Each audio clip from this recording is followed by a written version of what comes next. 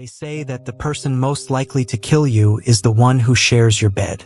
We like to think that love is a shield, a sanctuary where the cruelty of the world cannot touch us.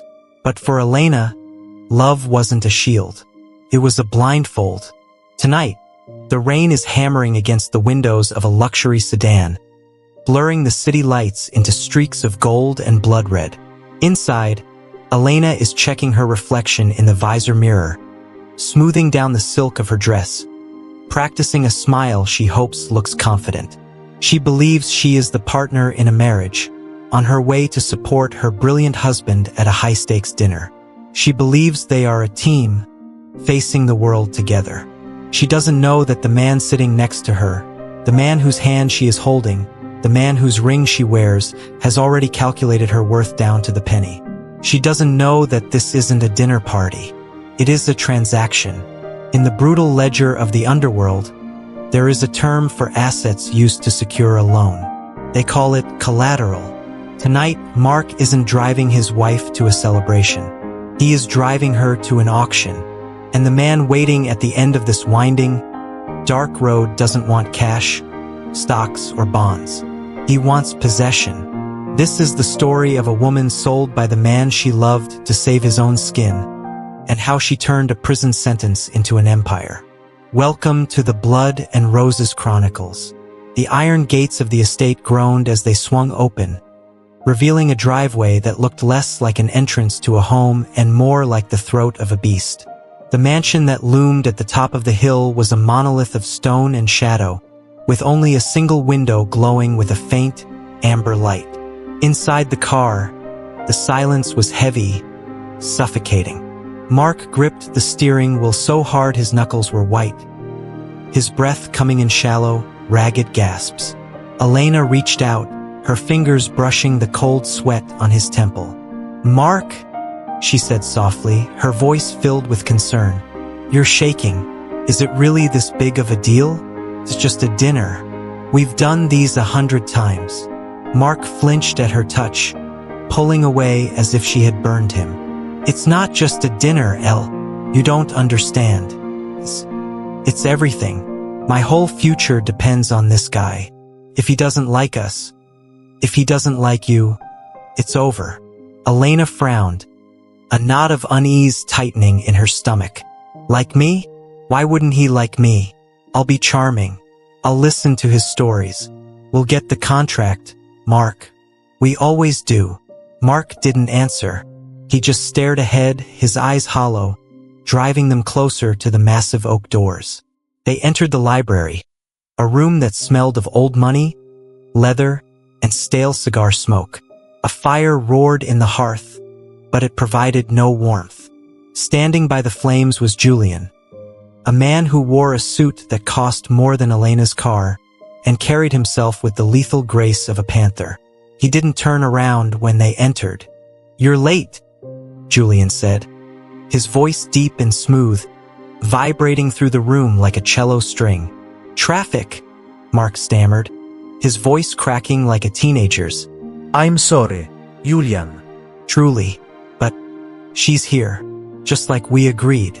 Elena stepped forward, her hand extended, her smile polite but strained. "Hello, I'm Elena." "Mark has told me so much about you." Julian finally turned. He ignored her hand completely.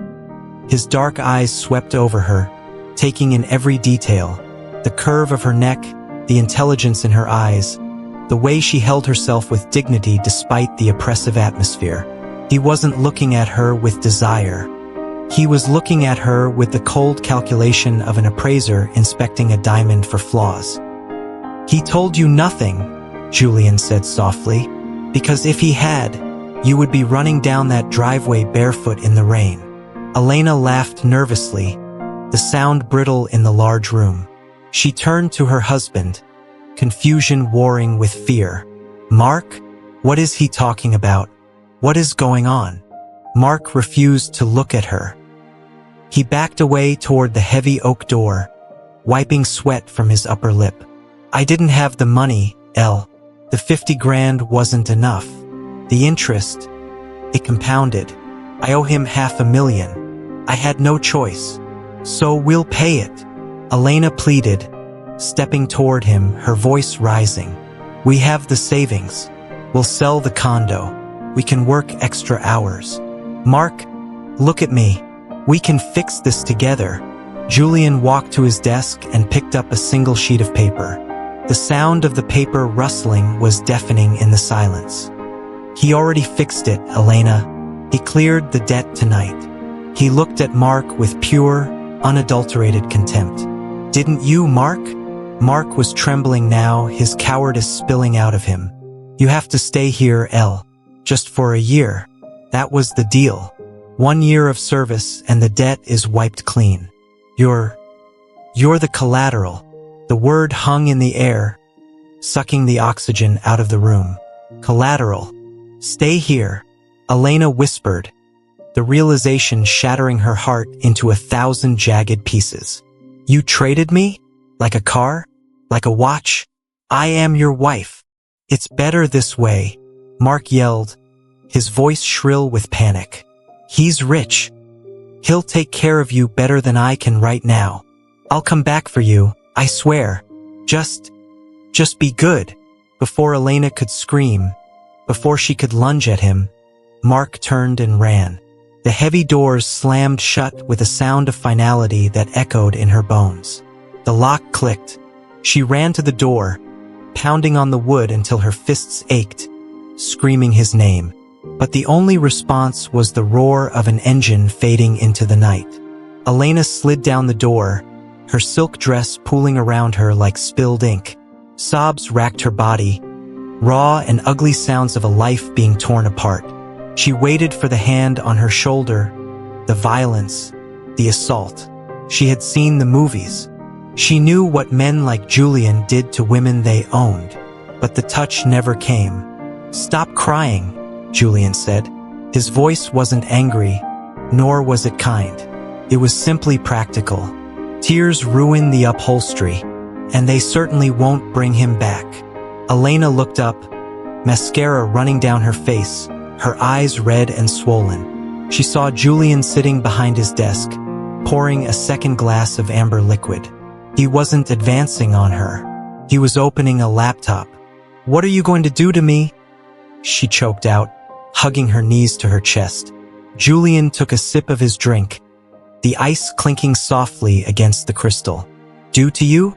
I'm going to give you a job. I don't need a mistress, Elena. I have plenty of those, and they don't cost $500,000 of bad debt. I need a forensic accountant. Elena blinked, the absurdity of the moment cutting through her panic like a knife. The room spun slightly. What? I did a background check on Mark before I lent him the money, Julian explained, tapping a key on his laptop. He's an idiot, a gambler, a man who confuses luck with skill. But you were the valedictorian at Wharton. You ran the logistics for his firm before he fired you to hire his golfing buddies. You're the brain. He was just the face. He stood up and walked around the desk, sliding a stack of disorganized, leather-bound ledgers toward her. My previous accountant was skimming off the top. I disposed of him. Now my books are a mess, and the IRS is sniffing around my legitimate businesses. You have 1 year. You balance my books, you clean my money, and you leave with a severance package. You refuse, and well, Mark is still technically liable for the debt. And I don't think he has long to live. Elena stood up slowly, using the doorframe for support. The fear was still there, pulsating in her veins, but something else was rising beneath it. Rage. Cold, hard, clarifying rage. Mark had sold her to save his own skin. He was probably halfway to the casino by now, celebrating his freedom, drinking to his luck. He thought she was helpless. He thought she was just a wife. She walked to the desk, her legs shaky but her chin high. She didn't look at Julian. She looked at the ledger. It was a mess. Sloppy laundering, obvious paper trails, digital footprints a rookie detective could follow. It was amateur hour. If I do this, Elena said, her voice trembling but gaining strength with every word, Mark gets nothing. When I leave, he doesn't get a cent of the money I earn you. He doesn't get to leverage my work ever again. Julian smiled, a terrifying wolfish grin that didn't reach his eyes. I like your terms. Mark is a depreciating asset anyway. I have no interest in him. And one more thing, Elena added, meeting his gaze. I am not a prisoner. I want a room, a real room, and I want access to the main terminal. Agreed, Julian said. The East Wing is yours, but do not try to leave the grounds, Elena. My guards are not as conversational as I am. For the next month, the mansion became her world. She wasn't locked in a dungeon. She was given a suite that was bigger than her entire apartment. She had a private chef. She had a wardrobe of tailored suits provided by Julian's personal stylist. But mostly, she had the work. She poured her grief into the numbers. Every time she found a hidden account, she imagined it was Mark's neck she was twisting. She restructured Julian's shipping logistics, saving him 10% in the first week. She set up shell companies that were untraceable, weaving a web of financial security around the criminal empire. She stopped wearing the soft, pastel clothes Mark liked. She started wearing sharp, architectural blazers. She painted her lips blood red. She wasn't a wife anymore. She was the CFO of a kingdom built on bones. And Julian? He watched her, not with the eyes of a predator, but with the eyes of a king realizing he had accidentally bought a queen. The main operations room of the syndicate was a place few civilians ever saw, and fewer survived. It smelled of stale coffee, gun oil, and aggressive masculinity. This was the nerve center where Julian's captains, men who solved problems with broken bones rather than spreadsheets, gathered to count the week's take. When Elena walked in, the conversation died instantly. She was wearing a black pencil skirt and a silk blouse, holding a tablet like a weapon. Her heels clicked rhythmically on the concrete floor, the only sound in the cavernous room. Rocco, a scar-faced captain who managed the harbor distribution, kicked his feet up on the table, a toothpick dancing between his lips. He looked her up and down with a sneer. Who let the housekeeping in? Rocco laughed, looking around at the other men for approval. Hey, sweetheart, the kitchen is upstairs. Go get me a scotch. Neat. Elena didn't flinch. She didn't blush. She walked straight to the table, picked up the stack of cash Rocco was counting, and tossed it casually into the trash can next to him. Rocco jumped up, his chair scraping loudly against the floor, his hand instinctively going for the gun in his waistband. Are you crazy? That's 10 grand. That money is marked, Elena said, her voice steady and bored, as if she were discussing the weather. You picked it up from the docks at 4 a.m., right? The shipment from the northern route? The feds tagged those bills with a radioactive isotope 3 days ago. You bring that into this house. You bring the FBI to our door. Rocco froze. The color drained from his face. How do you know that? Because I read the logs, Elena said, leaning in close, invading his personal space. And because I know you skimmed 10% off the top before you brought it here. You think Julian doesn't know? He knows everything. I'm just the one deciding if you live or die for it today. The room went deadly silent. The other captains shifted uncomfortably, avoiding eye contact. Rocco looked up at the balcony where Julian was standing in the shadows, smoking a cigarette, watching the scene unfold. Julian didn't move to help him. He just watched. Elena pulled a manila folder from under her arm and slammed it on the table. Dust motes danced in the air. This isn't just about the marked bills, Rocco. It's about the fact that your cousin is an informant for the DEA. I found the wire transfers to his account. You're paying him to keep quiet about your side hustle, aren't you? Rocco was trembling now. The tough guy act evaporated, leaving a scared man realizing he was out of his depth. It's not like that. I can explain. Fix it, Elena whispered, her eyes cold and hard as diamonds. You have 24 hours to cut ties. I don't care how you do it. But if that leak isn't plugged by tomorrow morning, I give this folder to Julian. And we both know he doesn't do severance packages. Rocco swallowed hard, nodded, and sank back into his chair. He didn't look at her like a woman anymore. He looked at her like a loaded gun. Later that night, the wind howled around the stone terrace where Julian stood looking out over the city. Elena joined him, the adrenaline of the confrontation slowly fading into a dull ache of exhaustion. Julian poured 2 glasses of dark red wine and handed her one. "You have a gift," he said, his voice low. "You didn't just find the money. You found the secret. Most people look at the numbers and see math. You look at them and see behavior. Money is just paper," Elena said, taking a sip, letting the expensive vintage wash away the taste of fear. "Secrets are the real currency. Mark taught me that. He hid his debts, his addictions, his failures. He hid them until they destroyed us. I won't let anyone hide anything from me again." Julian stepped closer. The air between them was electric, charged with a strange, dark intimacy. "You're dangerous, Elena. I like it." "I'm just surviving," she replied, looking away. "I'm doing what I have to do to stay alive." "No," Julian said, reaching out to tilt her chin up, forcing her to look at him. "You're not just surviving. You're ruling. You just haven't realized that you're wearing the crown yet." Elena has transformed. In just 30 days, she has gone from a trembling victim to a woman who commands the darkest room in the city. She isn't just surviving the underworld. She is rewriting its rules. But every rise to power comes with a price, and shadows have a way of reaching out when you least expect them. Before we see if Mark tries to drag her back down into the darkness he created, we want to hear from you. We are building a global family here at Blood and Roses Chronicles, and every empire needs loyal subjects.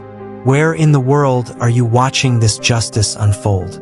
Are you watching from the neon streets of Tokyo, the quiet suburbs of London, or the bustling avenues of New York? Drop your city or country in the comments below. Let's see how far this syndicate reaches. And while you're down there, hit that subscribe button to join the family. If you think Elena should take over the whole operation, smash that like button right now. Mark is about to make a very big mistake. Let's watch him burn. 6 months had passed. The leaves outside the mansion had turned from green to gold, and then to brown, mirroring the hardening of Elena's heart. She was no longer the frightened girl who flinched at loud noises. She was unrecognizable. Elena stood in the center of a high-end boutique in Manhattan, surrounded by bolts of silk and velvet. Julian's personal tailor was pinning the hem of a gown that cost more than her old car. She looked at her reflection in the trifold mirror. Sharper, colder, more beautiful, yes, but in a dangerous way, like a knife wrapped in lace. Her phone buzzed on the marble table. An unknown number. Elena frowned, signaling the tailor to stop. She picked up the phone. "Hello? El, baby? Is that you?" The voice was slurred, desperate, and sickeningly familiar. "Mark." Elena froze. The sound of his voice used to mean safety. Now it sounded like a disease. She walked to the window, looking out at the rain-slicked street. "What do you want, Mark?" I miss you, baby. I made a mistake. A huge mistake. But I fixed it. I won big last night. I hit the jackpot on the crypto exchange. I have the money, El. I'm coming to get you." Elena felt a surge of nausea that quickly turned into cold fury. "You have the money?" "Yeah. I'm gonna pay Julian back double. I'm gonna buy you back. We can start over. Just like before. I promise. No more secrets. Buy me back." Elena repeated, her voice trembling with quiet rage. "You think I'm a watch you pawned? You think you can just come pick me up whenever you feel lucky? It was just business, El. You know that. I had to save us. But now I can be the hero. Just tell Julian I'm coming. Tonight." Elena hung up. She stared at the phone screen until it went black. He wasn't coming to save her. He was coming to save his ego. He thought he could walk back into her life with a checkbook and erase the trauma he had caused. He thought she was still the woman who waited by the door for him. She turned around and saw Julian standing in the doorway of the boutique. He had been there the whole time. He held her coat, his expression unreadable. "He's coming," Elena said, her voice flat. "I know," Julian replied calmly. "My guards at the gate just called. He's drunk. He's waving a briefcase around and shouting your name. What are you going to do?" Julian walked up to her, draping the coat over her shoulders. His hands lingered for a moment. "The question isn't what I will do, Elena. The contract is technically fulfilled if he pays the debt. You are free to go with him." He paused, searching her eyes, looking for a flicker of the old Elena. "The question is, do you want to go?" The main hall of the mansion was vast and intimidating, a cathedral of stone and shadow. Thunder rumbled outside, shaking the glass in the tall windows. The heavy oak doors burst open, and Mark stumbled in, soaked to the bone, clutching a leather briefcase to his chest like a lifeline. He looked manic.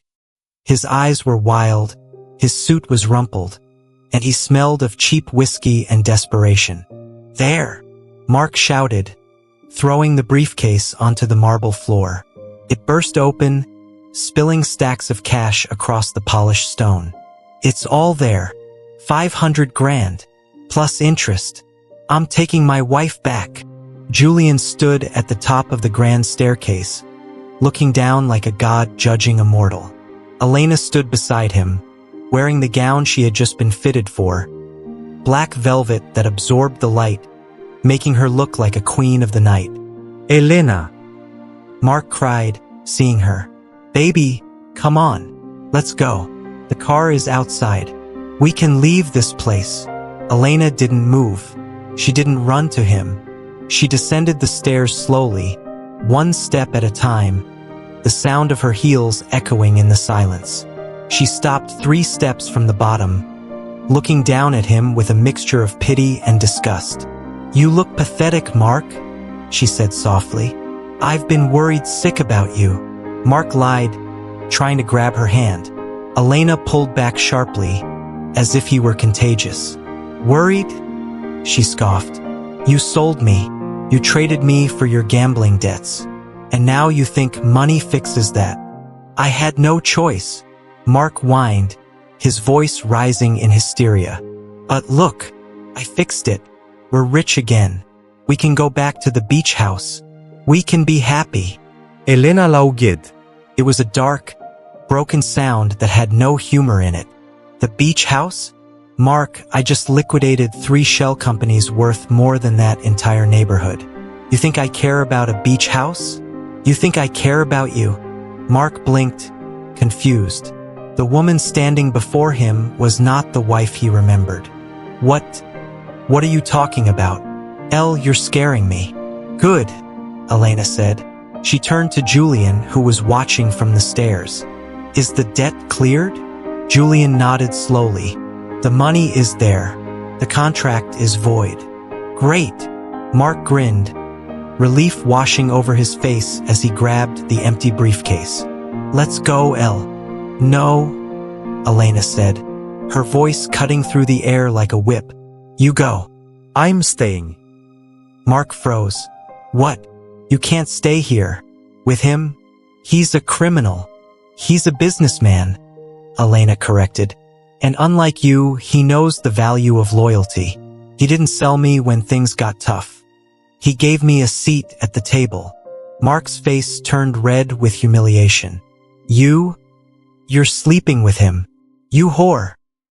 He raised his hand to strike her, his face twisted in ugly rage. Before his hand could connect, Julian was there. He moved faster than a shadow. He caught Mark's wrist in midair and twisted it until Mark screamed and dropped to his knees. "Don't," Julian whispered, his voice deadly quiet. "Don't ever raise a hand to my partner." Mark was on his knees, cradling his broken wrist, tears of pain and humiliation streaming down his face. Julian stepped back, adjusting his cuffs, his face a mask of cold indifference. Elena looked down at her husband with zero sympathy. "Get out, Mark," Elena said. "You can't do this." Mark spat, struggling to stand. "I bought you back. I paid the debt. You belong to me. The law says." "I belong to no one," Elena hissed, leaning down so her face was inches from his. "And here's the thing about your winnings, Mark. I checked the serial numbers on the cash you brought." She picked up a stack of bills from the floor, fanning them out. "These bills? They're from the heist at the Citibank 2 days ago. The FBI has the serial numbers flagged in the national database." Mark went pale. The blood drained from his face so fast he looked like a ghost. No, I won it fair. At the underground game. They told me it was clean." "You won dirty money?" Elena smiled, a cruel, satisfied curve of her lips. "And since you just walked into a known crime lord's house with stolen federal evidence, well, I'd say you have about 5 minutes before the police track your phone here." As if on cue, sirens began to wail in the distance. Blue and red lights flashed against the rain-streaked windows, casting chaotic shadows across the room. "Run, Mark," Julian said, checking his watch. "Although, with a broken wrist and a stolen fortune, I doubt you'll get far." Mark scrambled backward, terror in his eyes. He looked between Elena and the door. He didn't say goodbye. He didn't apologize. He just turned and ran, exactly like the coward he was the first night. The door slammed behind him, leaving silence in his wake. Elena watched him go. She didn't feel sadness. She felt clean, like a fever had finally broken. She turned to Julian. The sirens were getting louder. "Did you really call the cops?" Julian smirked, walking over to the wall panel. "No. I just played a sound effect on the speaker system. And those lights? Just the garden strobes." Elena stared at him for a second, stunned. Then, she burst out laughing. It was a Real laugh this time, loud and free. "You are evil. And you," Julian said, offering her his arm, "are magnificent. Shall we go finish that audit?" Elena took his arm, leaning into his strength. "Let's liquidate him completely." Together, they walked back up the stairs, leaving the money on the floor. It meant nothing to them. They had something far more valuable, trust. And in their world, trust was the only currency that mattered. Mark was gone, a bad investment written off. Elena was finally where she belonged. The silence in the mansion was different now. Before, it had felt like a tomb. A heavy, suffocating weight that pressed down on Elena's chest every time she walked through the halls. But now, with Mark gone and her position secured, the silence felt like power. It was the quiet of a predator waiting in the tall grass. Elena stood before the vanity mirror in the master suite, tracing the line of her jaw. The woman staring back at her was a stranger. The old Elena, the one who clipped coupons, worried about her husband's moods, and apologized for taking up space, was dead. In her place stood a woman who controlled logistics for the largest crime syndicate on the eastern seaboard. She had reorganized the shipping routes, cleaned the dirty money through a network of art galleries, and doubled the family's profit margins in under 6 weeks. She wasn't just useful anymore. She was essential. But essential things are often targets. The door to the suite opened, and Julian walked in. He wasn't wearing his usual perfectly tailored suit jacket.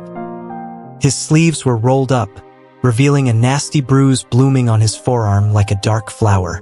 His expression was tight, his jaw locked in a way that signaled trouble.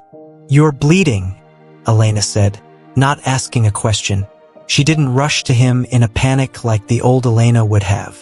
Instead, she walked calmly to the bathroom, retrieved the first aid kit, and sat him down on the edge of the bed.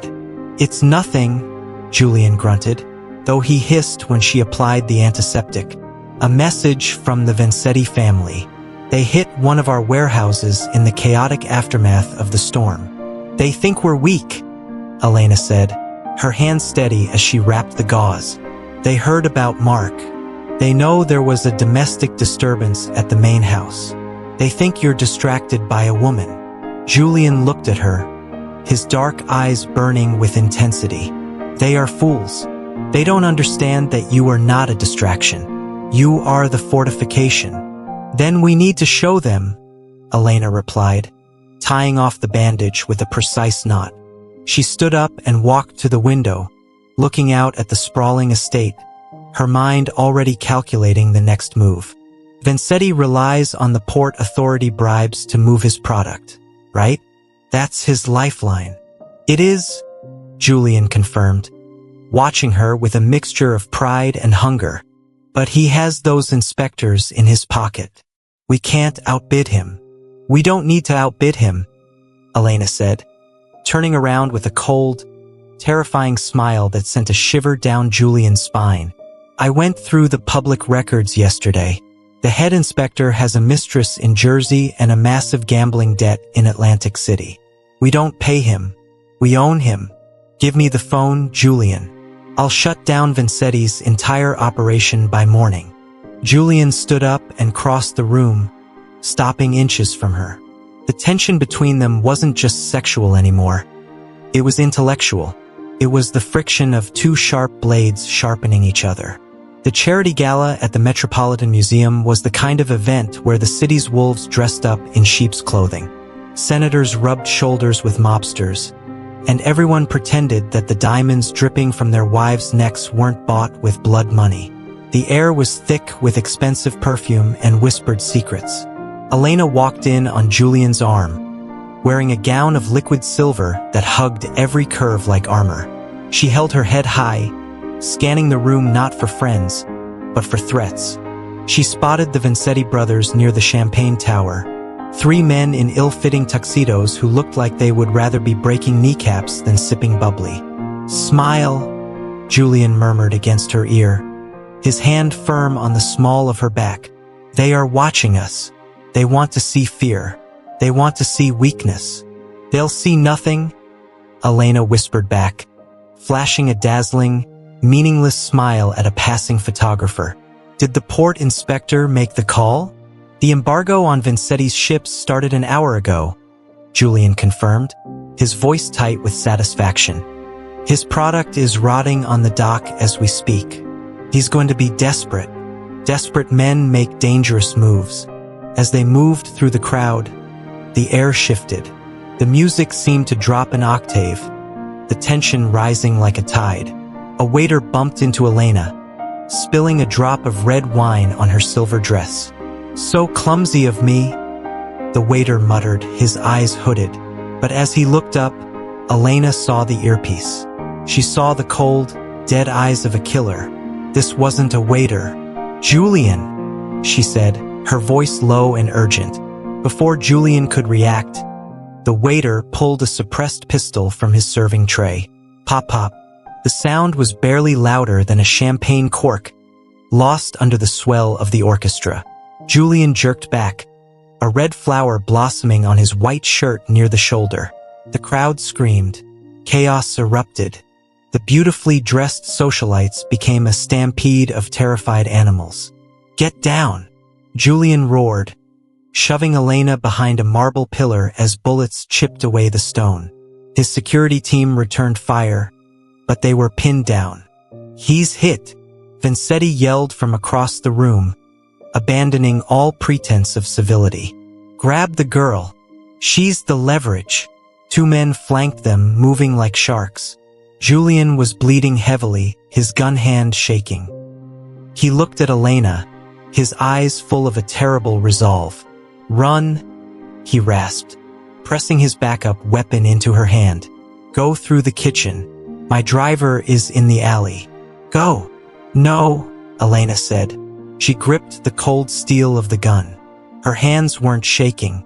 She remembered Mark, sweating and begging. She remembered being sold. She remembered the promise she made to herself in the mirror. I am not a victim anymore. I'm not leaving you, she said. She stepped out from behind the pillar. She didn't fire wildly. She aimed, She calculated the angle just like she calculated the ledgers. 1 breath, 2 breaths.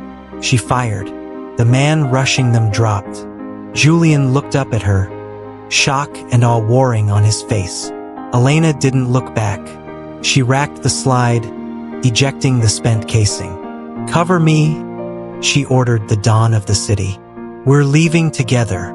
The alleyway behind the museum was slick with rain and grease, a stark contrast to the opulence inside. The neon sign of a nearby jazz club reflected in the puddles, turning the water blood red. Julian was losing blood fast, his weight heavy against Elena's shoulder. They reached the black SUV, but the driver was dead, slumped over the wheel, glass shattered everywhere. "End of the line, princess," a gravelly voice sneered. Vanzetti stepped out from the shadows, flanked by his last remaining bodyguard. He held a revolver, looking smug, like a cat cornering a mouse. "You cost me $20 million today with that little stunt at the docks. I'm gonna make you work that dead off, sweetheart. And it won't be in an office." Julian tried to raise his gun, but his arm collapsed, his strength failing him. He slid down the side of the car, gasping for air. "Let her go, Vanzetti. The war is between us. The war ends tonight." Vanzetti laughed, cocking the hammer of his gun. He leveled it at Julian's head. "Say goodbye to your pet." Elena stepped in front of Julian. She stood in the rain, her silver dress ruined, her hair plastered to her face. She looked like a fallen angel, but her eyes were pure demon. "You think I'm a pet?" Elena asked, her voice cutting through the sound of the rain. "You think I'm just the wife who balances the books? I think you're a scared little girl holding a gun she doesn't know how to use." Vanzetti taunted, stepping closer. "Drop it, or I shoot him first, then I take you." Elena didn't drop it. She tightened her grip. She thought about Mark. She thought about the weakness that had defined her entire life. The need to be liked, the need to be safe, the need to be good. Good women died in alleys. Smart women survived. "You're right," Elena said softly. "I didn't know how to use a gun until a week ago, but Julian taught me something important about business." Vanzetti frowned, confused by her calm. "What?" "Always hedge your bets," she whispered. Elena didn't shoot Vanzetti. She shot the steam pipe directly above his head. The bullet punctured the high-pressure valve with a metallic clang. A jet of scalding white steam exploded downward with a shriek like a banshee. Vanzetti screamed, blinded and burned, firing his gun wildly into the air as he fell back, clutching his face. In the confusion, Elena didn't hesitate. She stepped forward, the heel of her shoe crunching on the wet pavement. She leveled the gun at Vanzetti's chest as he writhed on the ground. "The debt is cancelled," she said. Bang! Silence returned to the alley, save for the hiss of steam and the drumming of rain. Elena lowered the gun, her hand finally starting to tremble. She turned to Julian. He was looking up at her, his face pale, but his eyes were shining with a mixture of pain and absolute devotion. "You missed," he wheezed, a faint smile touching his lips. "You aimed for the pipe. I aimed for the asset that would yield the highest return," Elena corrected, helping him stand. "Killing him was just a bonus." She pulled his arm over her shoulder. "Come on, boss. Let's go home. I have a feeling we need to renegotiate our partnership agreement." Julian leaned on her, his weight a heavy comfort. "Everything I have is yours, Elena." "I know," she whispered, "and now I know how to keep it." Elena started the story as a line item on a ledger, a piece of property traded to settle a gambling debt. She was undervalued, underestimated, and sold by the one person who was supposed to protect her. But in the fires of betrayal, she forged something stronger than love. She found her worth. She learned that in a world of wolves, you cannot be a sheep. You must become the shepherd or the hunter. Mark saw a wife he could discard. Julian saw a partner he could build an empire with. But in the end, it wasn't about the men at all. It was about Elena realizing that her value wasn't determined by who held the deed to her life. It was determined by what she was willing to do to survive. She didn't just balance the books. She closed the account. Can you believe Mark thought he could just walk back in with a briefcase of stolen cash? It's tragic, really. Some people never learn that once you break a trust, you can't buy it back, no matter how many zeros are on the check. Elena's journey from a collateral wife to the queen of the syndicate is a reminder to every single one of us. You are not defined by how others treat you. You are not defined by your past, your debts, or the people who walked away. You are defined by what you do when the door slams shut. Do you think Elena made the right choice in the alley? Or should she have run when she had the chance? I want to see your debates in the comments section. If this story made your heart race, please give this video a like. It really helps the channel grow. And if you haven't yet, hit that subscribe button and ring the bell so you never miss a chapter of the Blood and Roses Chronicles. Remember, the world might try to sell you short, but only you can set your price. Stay sharp, and I'll see you in the next story.